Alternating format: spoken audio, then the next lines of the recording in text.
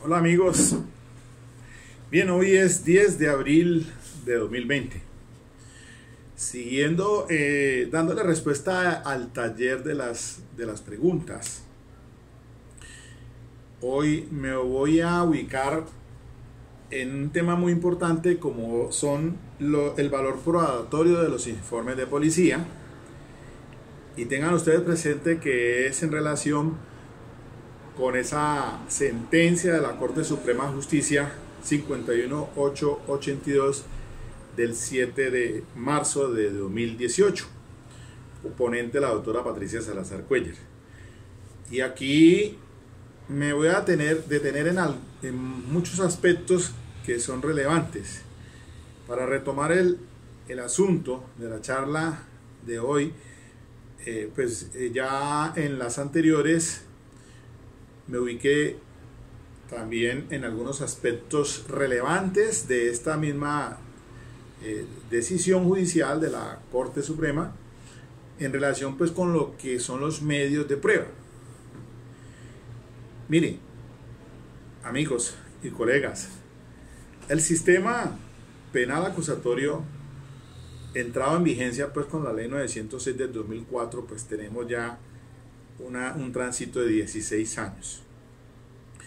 Sé que es muy importante que uno como abogado penalista maneje el tema de dogmática penal. La dogmática es fundamental. Tener los conceptos claros desde los esquemas del delito y los que pudimos aprender con el maestro Nodier Agüelo de Betancourt y varios que hasta la fecha, pues pasando por diferentes modelos, desde los italianos hasta el alemán, los alemanes. Y hoy por hoy, pues la dogmática como se está manejando, porque uno escucha en ese discurso que dan algunos conferencistas, y yo pues escuché muy bien el tema del doctor Francisco Bernate, que es el presidente del Colegio de Abogados Penalistas de Colombia, en el tema muy puntual sobre la responsabilidad penal de las personas jurídicas en Colombia. Y es una disertación muy interesante que hace allí, pero el bagaje que tiene en relación con la dogmática es muy importante y otros aspectos que cada día uno tiene que ir mejorando. Pero cogido de la mano con la dogmática penal está la dogmática procesal. Si tenemos una tradición ya de la Corte, de la jurisprudencia de la Corte, que nos ha ido matizando ciertos temas que para nosotros había sido desconocido, pues porque como aquí ha habido un híbrido de procedimiento penal, los que venían con ley 600, después la ley 906, el cambio sustancial frente al manejo que se ha dado, y que al principio del sistema la verdad es que dábamos tumbos porque realmente no se manejaba el tema muy bien. Hoy por hoy pues tenemos a un referente de jurisprudencia que nos ha ido encaminando puntualmente en estos temas. Esencialmente me ubico es en el manejo de la audiencia preparatoria, porque allí radica el sistema como tal, la ruta que va a marcar la navegación que usted va a llevar en su juicio oral, depende del desarrollo de esa audiencia preparatoria. Y si usted no tiene un conocimiento bien de estos temas, pues la verdad se va a ver corto. Y eso es lo que pues pasa. Y más ahora entrando a un juicio oral. Miremos lo siguiente detenidamente. Haré una sinopsis y un repaso aquí, un escaneo, para que ustedes entiendan cómo la Corte Suprema de Justicia pues ha ido trabajando en sus decisiones a lo largo pues de estos ya 14 años. Como regla general voy a indicar lo siguiente, pues el artículo 381 de nuestra codificación penal pues indica que en el inciso final, la sentencia condenatoria no podrá fundamentarse exclusivamente en pruebas de referencia. Y eso allí pues ha sido, esa ha sido pues el tema crucial a la hora de tomar una decisión con base en lo que los insumos o los elementos materiales de prueba que entran al juicio para que tome la decisión el juez. La prueba de referencia tiene un valor suasorio, menguado, pero miren ustedes que la Corte ha indicado en varias decisiones lo siguiente: si se puede condenar con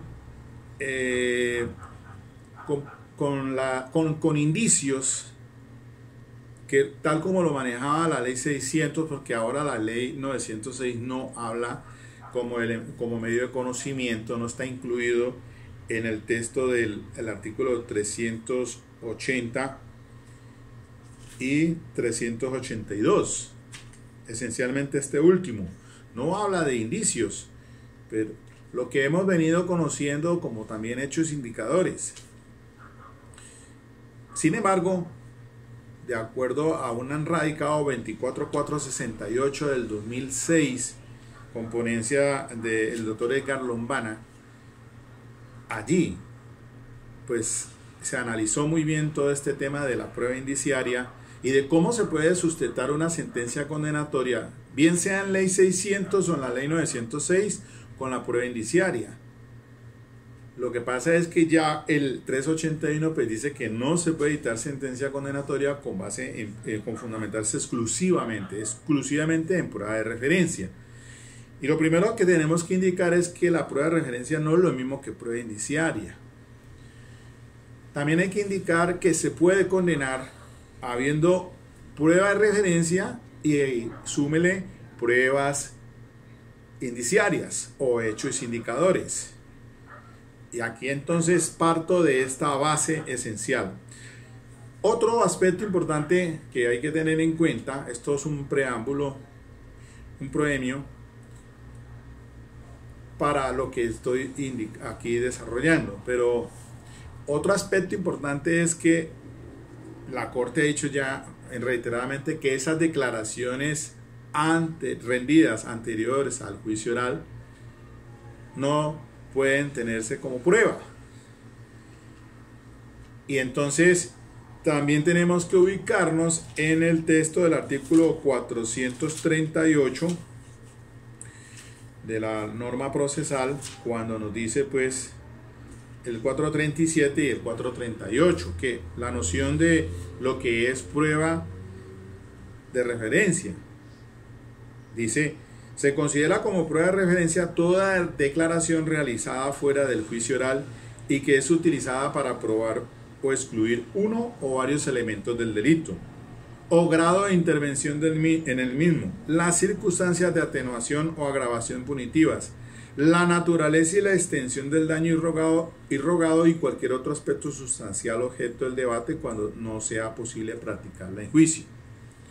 Y el 438 trae un catálogo allí de qué es admisible como prueba de referencia, y entonces da los literales hasta el E, que fue adicionado por la ley 1652 del 2013, cuando se trata de menor de 18 años y víctima de los delitos contra la libertad, integridad y formación sexuales.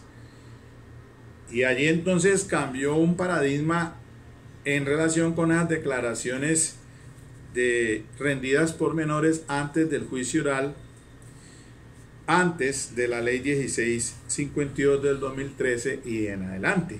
Y vamos a ver ahora, los voy a citar aquí, los radicados y hacer un escaneo de los criterios que ha ido teniendo en cuenta la Corte Suprema de Justicia. Entonces, también para entender lo de la prueba de referencia, pues arrancar por allá con esa sentencia 25920 del 2007, siendo ponente el doctor Javier Zapata Ortiz en el caso del Campín, y otros aspectos allí muy relevantes sobre prueba de referencia. También la sentencia matriz 46153 del 30 de septiembre de la doctora Patricia Salazar Cuellar, y muchas que a lo largo de este espacio iré recordándolas. Entonces, como esto atañe es a el valor probatorio de los informes de policía, tenemos que los informes de policía usualmente se hacen acompañar no solamente de lo que el policial refiere en relación con la responsabilidad penal del procesado. Por ejemplo, el informe de policía relacionado con la captura, circunstancias de tiempo, modo y lugar. Pero a la vez también encontramos informes de policía judicial o de cualquier otra índole, informes en la que se hace una referencia a un testimonio de otra persona con relación a los hechos. Y aquí hay que tener en cuenta entonces que una cosa es el testimonio directo, de acuerdo con como lo dice el artículo 402 de la norma procesal, cuando indica que el conocimiento personal. El testigo únicamente podrá declarar sobre aspectos que en forma directa y personal hubiese tenido la ocasión de observar o percibir. Dice el 402. Y a la vez entonces podemos decir que ese es el testimonio directo, pero hay testimonio también indirecto, es decir, aquel que cuenta de lo que otro le dijo. Entonces ya no es el testimonio directo, sino indirecto, testigo o más conocido como el testigo de oídas. Pero para los fines de todo lo que vamos a escuchar aquí, la Corte he encontrado que siempre debe hacer referencia al conocimiento directo y personal, así sea no solamente de los hechos jurídicamente relevantes, sino también de los hechos indicadores.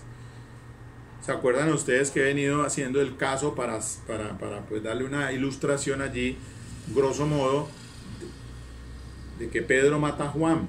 Hablamos de Pedro, Juan y Antonio. Entonces Pedro mata a Juan en un establecimiento público y habíamos puesto de ejemplo a Antonio en dos circunstancias: una que fue testigo presencial de los hechos, o que fue testigo presencial de un hecho indicador. Lo ve huyendo de la escena del delito con un arma de fuego en la mano. Y a esto le agregamos el policial que más adelante aprehende a esa persona en posesión de esa arma con la que se ha causado pues la conducta punible. Ese policial va a presentar, recuerdo, un formato que tienen un informe en relación con la captura. Ya vemos ahí entonces que la importancia de esa declaración antes del juicio oral que se rinde. Y también aquí hay que tener en cuenta lo que dice el artículo 347 de la ley 906, cuando habla del procedimiento para exposiciones. Cualquiera de las partes podrá aducir al proceso exposiciones, es decir, declaraciones juradas de cualquiera de los testigos llamados a juicio, a efectos de ¿qué? De impugnar credibilidad. Y mire lo que dice en el inciso final: las afirmaciones hechas en las exposiciones para hacerse valer en el juicio como impugnación deben ser leídas durante el contrainterrogatorio. No obstante, la información contenida en ellas no puede tomarse como una prueba por no haber sido practicada con sujeción al contrainterrogatorio de las partes. He aquí también dos partes ahí esenciales. Una que es el uso de cómo, porque eso lo vamos a ver aquí de acuerdo a las instrucciones que da la Corte Suprema, el uso de si va a ser para refrescar memoria o para impugnar credibilidad. Y vamos a ver aquí cómo en algunas sentencias después más recientes se empezó a manejar otro tema, el del testimonio adjunto. Es decir, si esas declaraciones antes del juicio oral, si usted las va a llevar, y eso tiene que indicarlo en la preparatoria, desde la preparatoria y así decretado en la preparatoria, para que entre al juicio, bien sea para refrescar memoria o para impugnar credibilidad. Se entiende de que se ha dicho aquí que incluso que pues a pesar de que se advierta en la preparatoria, muchas veces no es necesario, porque pues si se hay descubrimiento de esas entrevistas, se pueden utilizar en el juicio oral con esa finalidad de refrescar o de impunar credibilidad. Pero en lo que sí, en algunas sentencias observado es que para poder plantear la discusión respecto del artículo 403, pues se debe indicar entonces, cuando se dice la norma impugnación de la credibilidad de testigos, la impugnación tiene como única finalidad cuestionar ante el juez la credibilidad del testimonio con relación a los siguientes aspectos. Entonces hay seis numerales, el inciso, ¿qué? El numeral primero, sí, sobre la naturaleza o inverosímil o increíble del testimonio, capacidad del testigo para percibir, recordar o comunicar cualquier asunto sobre la declaración, existencia de cualquier tipo de prejuicio, interés u otro motivo de parcialidad por parte del testigo, manifestaciones anteriores del testigo, incluidas aquellas hechas a terceros o en entrevistas, exposiciones, declaraciones juradas o interrogatorios en audiencias ante el juez de control de garantías. El carácter o patrón de conducta del testigo en cuanto a la mendacidad, contradicciones en el contenido de la declaración. Entonces, aquí ya hay que ir entrando en un tema que lo manejó la sentencia 46153 del 2015 de la autora Patricia Salazar, que indica que en la preparatoria pues se debe de desarrollar todo lo en relación con este punto, si es como tema de prueba o como medio de prueba. Y eso hay que tenerlo muy claro, porque pues en la preparatoria se debe de indicar entonces con qué finalidad va a ir al juicio oral.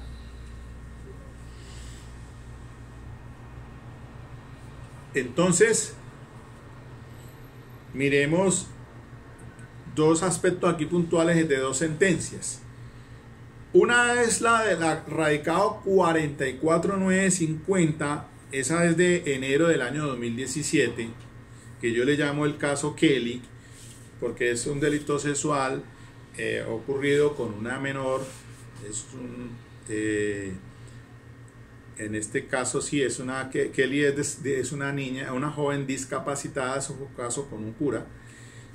Y allí dice entonces la Corte Suprema de Justicia que cómo se deben utilizar las declaraciones, si es como prueba de referencia o también puede para impugnar o como complemento cuando el testigo en el juicio se retracta o cambia su versión, o si la va a llevar esas declaraciones antes del juicio oral para refrescar memoria o para impugnar credibilidad. Entonces, al inicio, antes de esta sentencia, pues se venía diciendo, bueno, esas entrevistas, esas declaraciones rendidas antes del juicio oral, pues sirven con fin de refrescar memoria o impugnar credibilidad. Simplemente, como eran descubiertas, pues en el juicio, cuando estaba el testigo dando su declaración, si como dice la Corte, sentada las bases probatorias para utilizar esa entrevista con esas dos finalidades, es decir, refrescar memoria o impugnar credibilidad. Un ejemplo, entonces la persona están preguntándole, ya, ¿usted recuerda el número de la placa del vehículo cuando lo del accidente? Pues que no. Ah, bueno, pero usted eso lo manifestó en alguna parte, lo dejó consignado en algún... Sí, yo se lo di, se lo rendí al policía que me hizo una entrevista. Bueno, listo. Entonces, ahí sentadas las bases probatorias, pues se hace la petición al juez para que entonces ese documento, una vez enseñado al fiscal, pues entonces se le presenta al testigo y se empieza a preguntarle, pues, si para que lo lea allí para él, no en voz alta, y después entonces se le retira el documento y se le hace la petición nuevamente de ahora diga entonces cuál es el número de la placa del vehículo, y ahí entonces Sentadas las bases se utiliza para refrescar memoria. Ahí no tiene ningún reparo, es sencillo. Lo mismo el tema de para impugnar la credibilidad. Pues como esas entrevistas rendidas antes del juicio oral fueron tomadas por la fiscalía, un ejemplo, y entonces las fueron descubiertas, pues allí en el juicio oral, como las tiene la defensa, y entonces el fiscal empieza a hacer el interrogatorio y el señor se contradice o ya viene a manifestar algo diferente, entonces con el fin de impugnar credibilidad, y ahí hacía la observación la Corte, entonces de acuerdo al 403, esos aspectos para hacer entonces el contrainterrogatorio. Por eso entonces la Corte Suprema de Justicia en esta sentencia 44950 de enero del 2017 dice, pues entonces ¿cómo se va a utilizar? ¿Como tema de prueba o como medio de prueba? Entonces, ¿para qué? O refrescar memoria o impugnar credibilidad, o para esos fines ya de cuando el testigo se retrata o cambia la versión. Entonces allí surge esa figura jurídica del testimonio adjunto a efectos de que no que entre. Entonces hago la observación, ahí no son prueba esas entrevistas rendidas antes del juicio oral, ni el tema de refrescar memoria ni impugnar credibilidad, eso no queda allí. Si se va a impugnar la credibilidad, pues solamente hágale la lectura en voz alta para que quede allí en el escenario claro de que se está contradiciendo ahí le está trabajando el tema de la impugnación de credibilidad por algunos de los aspectos del 403. Pero si la cosa es diferente en el tema de que cambia su relato o pasa con lo del testigo hostil, puede suceder eso. Entonces les decía en el ejercicio anterior, el testigo que entra al juicio oral pero está allí presente, pero no lo está porque no contesta pese a las observaciones del juez, ese es el testigo hostil. Entonces es el tratamiento que se le debe dar a ese testigo frente a esa declaración es ante, si entra como medio de prueba, entonces ya la cosa es diferente, porque entonces entrará como prueba, con un valor suasorio como prueba de referencia, dice la Corte, en el testigo hostil. Entonces lo que se sientan son las bases a efectos de que entonces entre ese documento y seguramente se le va a dar lectura para que quede allí de lo que él dijo antes del juicio oral, pero en la preparatoria tuvo que haberse dicho pues que ya ese documento se iba a utilizar a efectos de que si el testigo era hostil, entonces se valiera como tal esa declaración antes del juicio oral y tiene el valor de prueba de referencia como valor suasorio de acuerdo con el 381. Pero si la cosa es que se retrata, entonces por X o Y razón ha hecho la Corte muchas veces el testigo por miedo, porque está amenazado o porque ya quiere decir la verdad de las cosas. Y ya es una valoración que tiene que hacer el juez allí. Con lo que está diciendo ese testigo ahí en el juicio oral, entonces se van a sentar las bases para hacer uso de ese documento, esa declaración rendida antes del juicio oral, a fin de hacer una extensión del testimonio respecto de lo que está diciendo allí en el juicio oral y de lo que dijo allá. Queda glosado en una sola, como parte de ese parte procesal.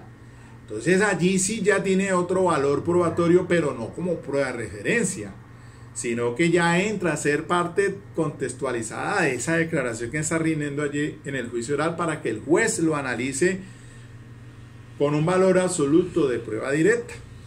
Ese es más o menos el ejercicio que se hace respecto de estas situaciones.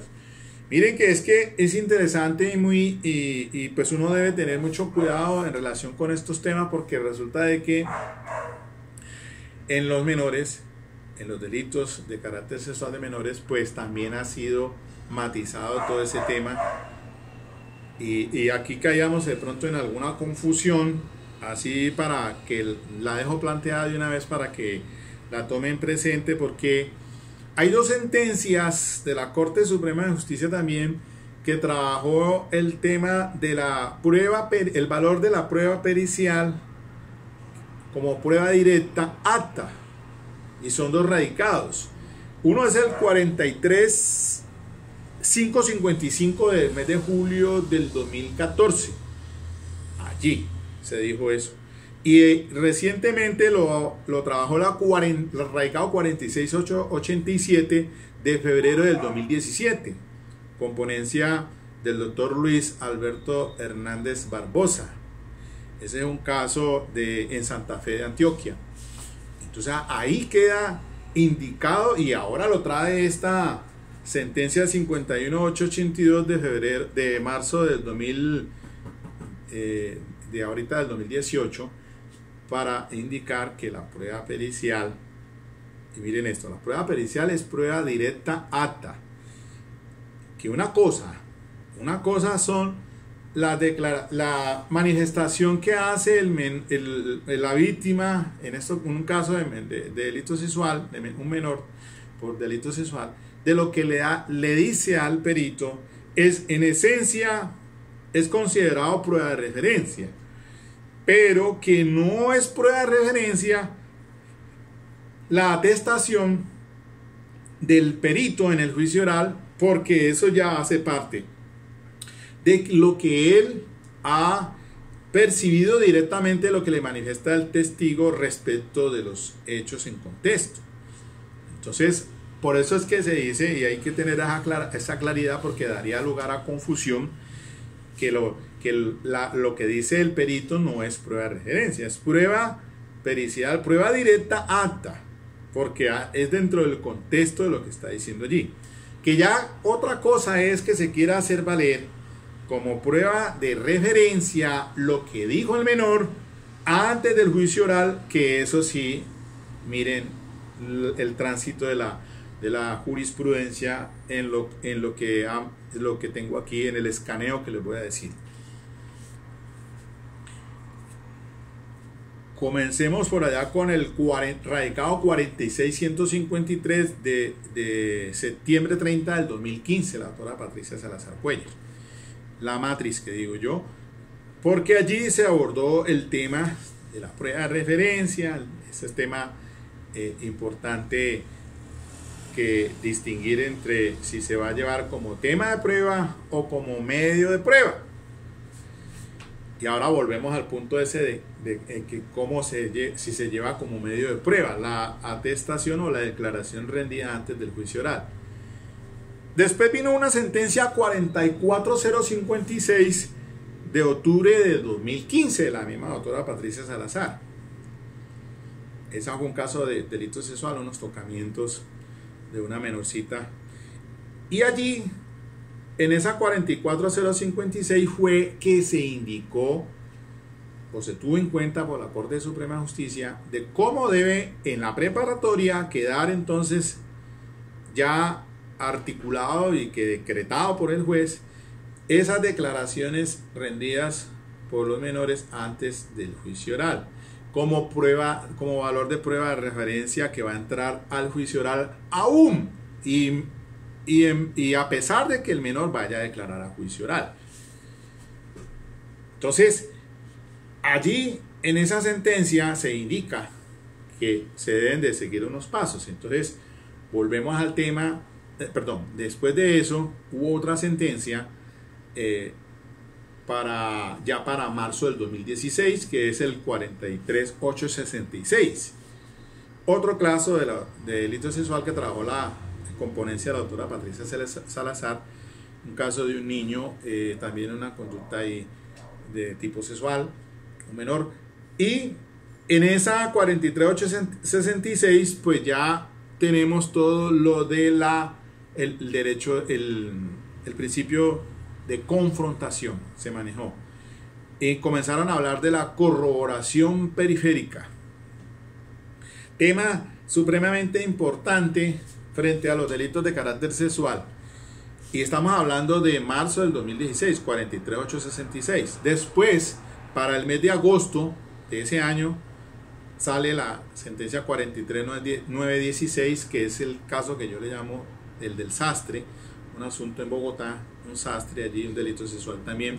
La importancia, entonces se retoma ya el tema de la confrontación, el esencial en este sistema para el testigo, tenerlo face to face, el cara a cara, de acuerdo con el artículo 16 como principio rector de nuestra norma y de acuerdo a ese principio de confrontación que está establecido también en la Convención Americana o el Pacto de San José de Costa Rica y en el Pacto Internacional de Derechos Civiles y Políticos, que son legislación interna.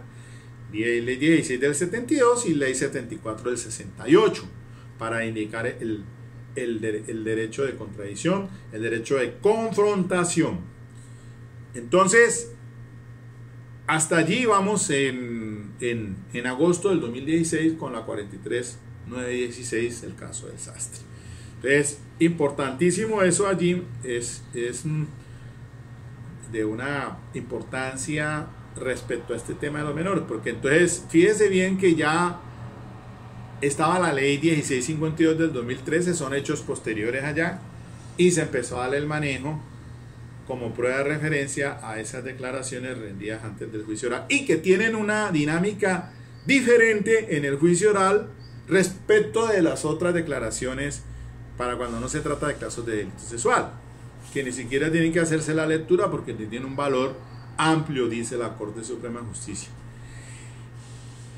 Y entonces, la importancia, sí, y analizando este asunto, porque los delitos sexuales es de lo más complicado que hay, aparte de cuando se va a trabajar una teoría del caso, pues en lo que conocemos como el síndrome de alienación parental, pero que la corroboración periférica, para que entiendan ustedes, eso es en la legislación, eso tiene pues en España ya se habla se habló y nos traemos de allá en esa al hacer pues el análisis del derecho comparado, que la corroboración periférica allá como acá sirve para establecer que en estos delitos de delitos sexuales, cuando no se puede condenar pues exclusivamente en prueba de referencia, se puede hacer acompañado de hechos indiciarios o hechos indicadores, que la corroboración periférica no es otra cosa más que hacer una investigación exhaustiva frente a algunos aspectos puntuales. A ver si lo tengo por aquí. Los aspectos puntuales en al análisis pues de la corroboración periférica, dice la Corte Suprema de Justicia pues que se deben investigar por parte del ente acusador, y por qué no también, obviamente, también para la defensa. Es que no solamente es exclusivo frente al principio de igualdad de armas, pues la defensa también debe procurarse de otros aspectos importantes. Entonces, bueno, grosso modo puedo decir lo siguiente, así, aspectos relacionados con como la reacción del menor, es decir, qué comportamientos ha tenido después de ellos tienen un cambio en el comportamiento, de cómo, por ejemplo, también las posibles conversaciones entre la víctima y el victimario, los regalos o dávidas que se le dan al menor, aparecen con regalos. Bueno, aspectos relacionados con el entorno social, cuando el núcleo familiar está integrado, muchas veces el padrastro o el padre biológico con el núcleo familiar, aspectos, todo esto dentro de lo que se ha denominado como una corroboración periférica, y también en una sentencia de la Corte Suprema de Justicia en la que le decía el caso del sastre, la 43.916 del 2016, sobre la introducción muchas veces por parte de la Fiscalía de aspectos importantes en cuanto a la evidencia física. Por eso, por ahí más adelante creo que vamos a volver a trabajar el tema del valor de la introducción como medio de prueba en la preparatoria de los elementos de la evidencia física. Es decir, por ejemplo, en estos delitos de carácter sexual, como todo ocurre a puerta cerrada, solamente víctima victimario, pues pueden existir vestigios en las prendas de vestir de la víctima. Entonces allí esa en cadena de custodia, lo decía antes, la esencia del protocolo y de que la carga que tiene la fiscalía para recoger esa y ser cuidadoso con esa evidencia física cuando es una evidencia física que se puede ser alterada. Entonces dice la Corte aquí que hay que trabajar esos aspectos, y entonces les dije el caso de las manchas de sangre, también volviendo a esa sentencia de la Corte Suprema de Justicia, en la que con cada hecho factual tiene que ser demostrado con ese testigo que tiene conocimiento directo de eso. El policial que encontró la camisa manchada, el de la mancha de sangre, pues habrá que llevar entonces al hematólogo, que es el experto, para determinar si es sangre humana, determinar si esa sangre pues pertenece al acusado. Si la sangre fue encontrada en la camisa, entonces quién fue el que encontró la camisa, y entonces todo eso se prueba con testigos que han tenido conocimiento directo de ese hecho indicador, y todo en contexto. Entonces tiene que la carga demostrar o pedirse y solicitarse bien en la preparatoria cómo y por qué y para qué va a ir allá. Y de antemano entonces estoy aquí haciendo ya referencia también a una sentencia de la Corte, que es el radicado 5637 de julio del 2018, con la ponencia de la doctora Patricia también sobre prueba pericial. Es un tema ya más puntual frente a eso, es el tema de los peritos, valoración y de todos los aspectos que deben quedar en esa preparatoria como tal para indicar por qué y para qué es que se va a llevar ese perito. Entonces miren ustedes que la Corte Suprema de Justicia pues empezó ya allí matizando estos temas, y aparece otra sentencia por allá ya en enero del 2017, que es el radicado 44950, les decía yo, ahora lo repetí, ¿no? El caso es el del caso Kelly, la discapacitada, y ahí la Corte dice, bueno, ¿para qué y por qué cómo debe entrar a las declaraciones antes del juicio oral, si como tema de prueba o como medio de prueba? Y después también hay una sentencia de octubre del 2017, 44819, que dice que el juez debe valorar el tema del contrainterrogatorio cuando ha sido impugnada la credibilidad. Importancia en ese aspecto allí. Después entonces aparece en noviembre del 2017 de la autora Patricia Salazar, salió el radicado 45899. Ese 45899 habla sobre los hechos jurídicamente relevantes, el tema de los hechos indicadores y los medios de prueba. Entonces, como los hechos factuales pues tienen que quedar ahí claramente establecidos y de una manera clara, precisa y concisa en el escrito de acusación frente entonces a la conducta punible en tipo penal. Entonces ahí ya la 45899 pues que fue el tirón de orejas precisamente para la fiscalía, que muchas veces se les queda en el tintero, no llevan a juicio oral porque tienen confusión en estos temas, y entonces cuando llegan al juicio oral pues se les cae el caso porque les falta algo. Y hay una sentencia también para noviembre del 2017, que es la 51410, sobre el tema del concepto de mejor evidencia. Y entonces eso tiene trascendencia, el concepto de mejor evidencia, porque precisamente en esta 51882 pues ya la Corte comienza a decir, pues qué mejor para un juicio oral, ¿qué es mejor? ¿El testigo que tiene conocimiento directo y va allá al juicio oral, o ese declarante que esa declaración es anterior al juicio oral, que es solamente un valor suasorio como prueba de referencia si cumple con los requisitos del 438? Si cumple con los requisitos del 438, porque recordemos que en este sistema se puede tomar una declaración antes del juicio oral, y por allí la Corte en una de estas dos, la 43866 o 44056 o 43916, cualquiera de las tres, trabajó ese tema que como sí, creo que el de la confrontación, que es la 43916, el del sastre. el tema de la confrontación, como este sistema se necesita el testigo ahí en el juicio oral como mejor evidencia, como criterio de mejor evidencia, de acuerdo con el artículo 433. ¿Para qué? Pues para observar y darle el juez el crédito de acuerdo a lo señalado en el artículo 404. Esas son las reglas en cuanto al testigo, apreciación del testimonio, dice el 404. Y cuando se trata de perito, pues también tiene una apreciación de la prueba pericial de acuerdo con el 420. Entonces el 433 está diciendo sobre los documentos, ¿no? Para eso del criterio de mejor evidencia, pues en la cuestión de cuando se exhiba un documento con el propósito de ser valorado como prueba y resulte admisible conforme lo previsto en el capítulo anterior, deberá presentarse el original del mismo, y eso tiene que ver para la cuestión de estudios grafológicos, por ejemplo.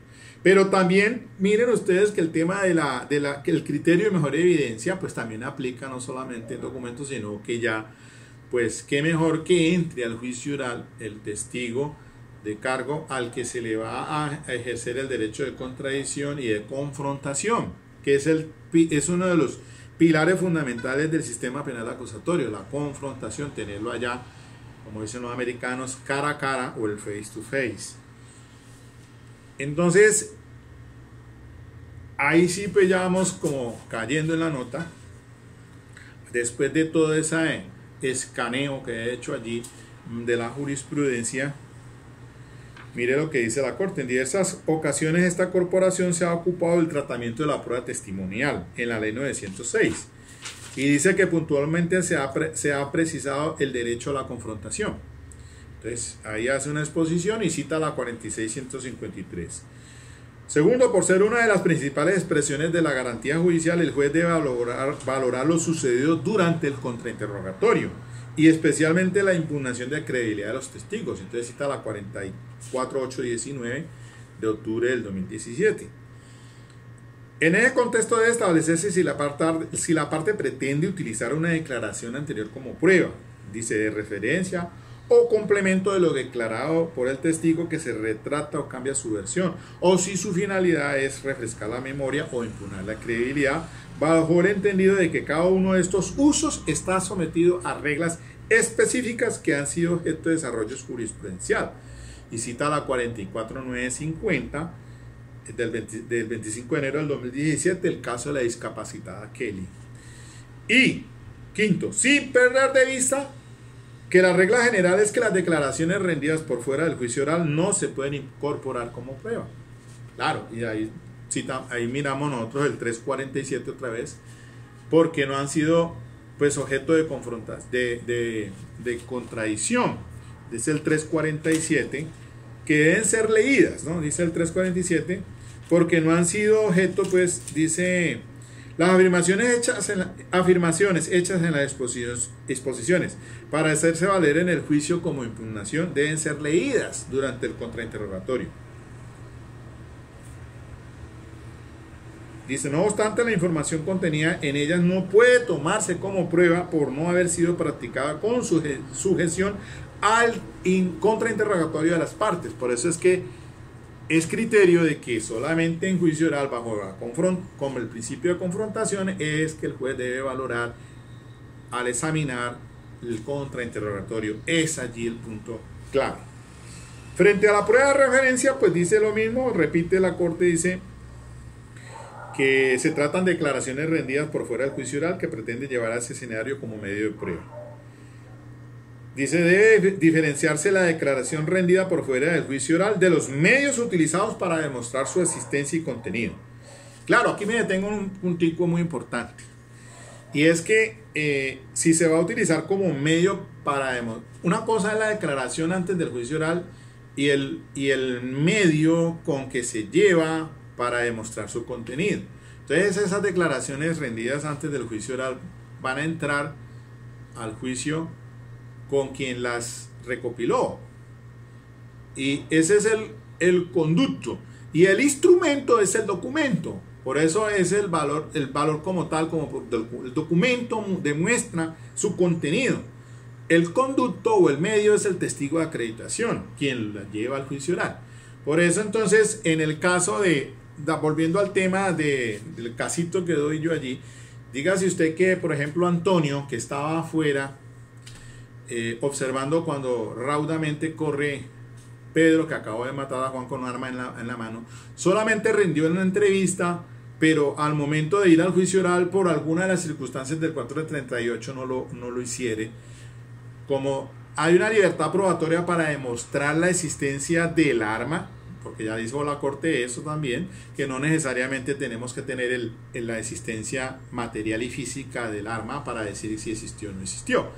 Hay otros elementos y factores que ayudan a demostrar las heridas en el cuerpo de los ISO, lo que se recuperó en el cuerpo de los ISO. Todos esos son factores indicantes de que hubo un elemento que se llama arma de fuego.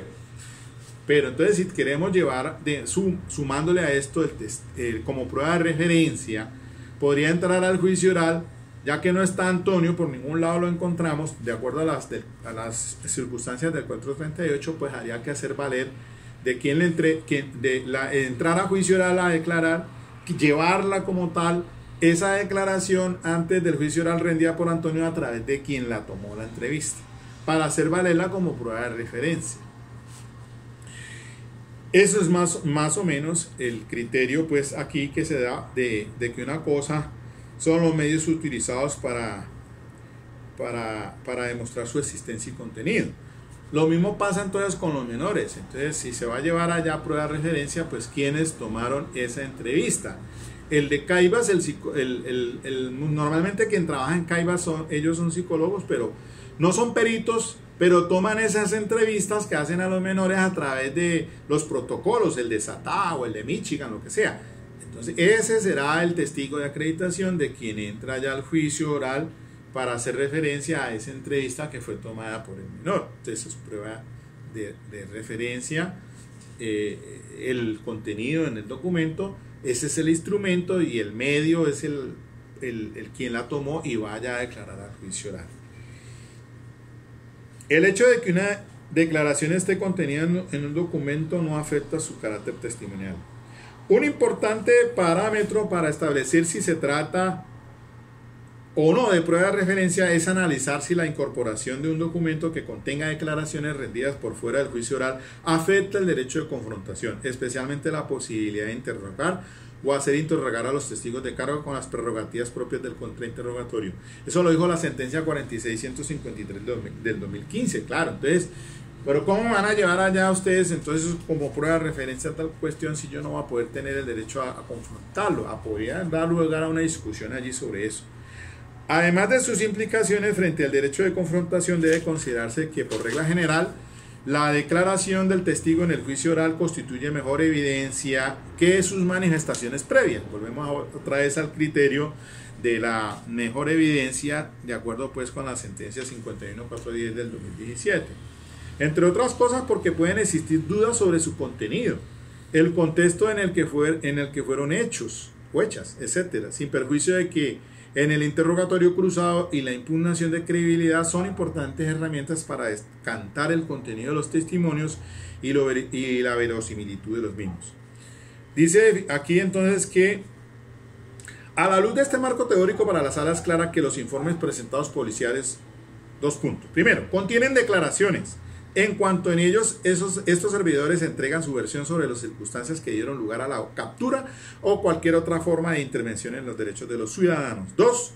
Pueden ser determinantes para establecer la responsabilidad penal, entre otros eventos, cuando en ellos se describe la participación del procesado en la conducta punible. 3.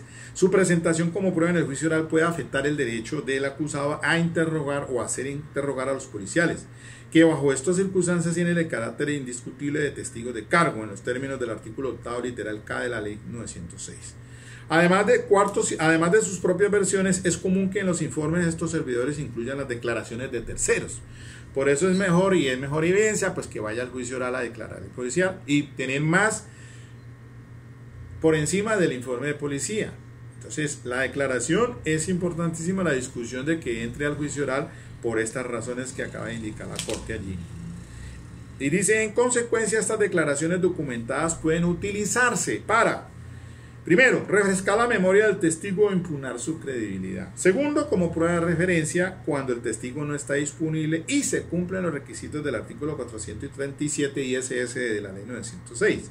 Y como prueba, si el testigo se retracta o cambia su versión en los términos referidos en los precedentes atrás relacionados. Muy bien, hasta allí entonces.